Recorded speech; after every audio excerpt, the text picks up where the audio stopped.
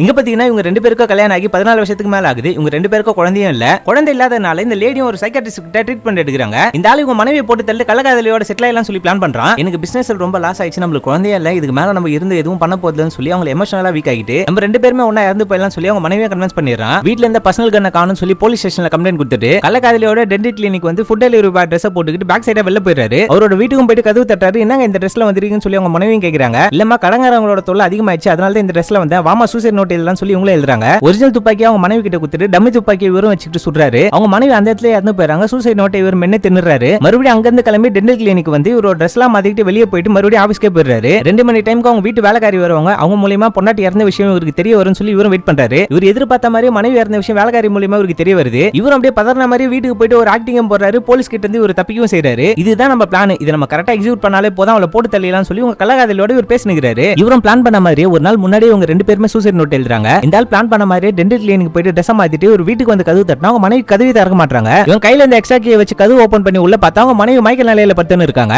டிப்ரெஷனுக்காக அவங்க மனைவி இந்த மாதிரி அடிக்கடி மாத்திரை எடுத்து அங்க படுத்துப்பாங்க. சரி, அந்த மாதிரி இவன் படுத்துன்னு இருக்கான். இந்த பிளான் அவர் எக்ஸிக்யூட் பண்ணி ஆகணும்னு சொல்லி துப்பாக்கி எடுத்துன்னு போயிட்டு அவர் தலையிலே வச்சு டப்புன்னு சுட்டுறாரு. சூசைட் நோட் அவங்க பக்கத்திலேயே வச்சுட்டு அதே மாதிரி அங்க எஸ்கேப் ஆகி வெளில வந்துடுறாரு. ஆபீஸுக்கு வந்துட்டு இவங்க வேலைக்காரி மூலமா தகவல் வரும்னு சொல்லி இவர் வெயிட் பண்ணிக்கிட்டே இருந்தாரு. ஆனா எந்த தகவலுமே வரல. இவரு நேரடியா வீட்டுக்கு போய் பாக்குறாரு. வீட்டுக்கு போய் பார்த்தா தான் தெரியுது அவங்க மனைவியோட டெட் பாடியும் காணோம். அந்த இடமே நீட் அண்ட் கிளீனா க்ளீன் பண்ணி வச்சிருக்காங்க. இதுக்கப்புறம் என்ன நடந்துச்சுன்றதை அத்த பாட்டுல சொல்றேன். தேங்க்யூ.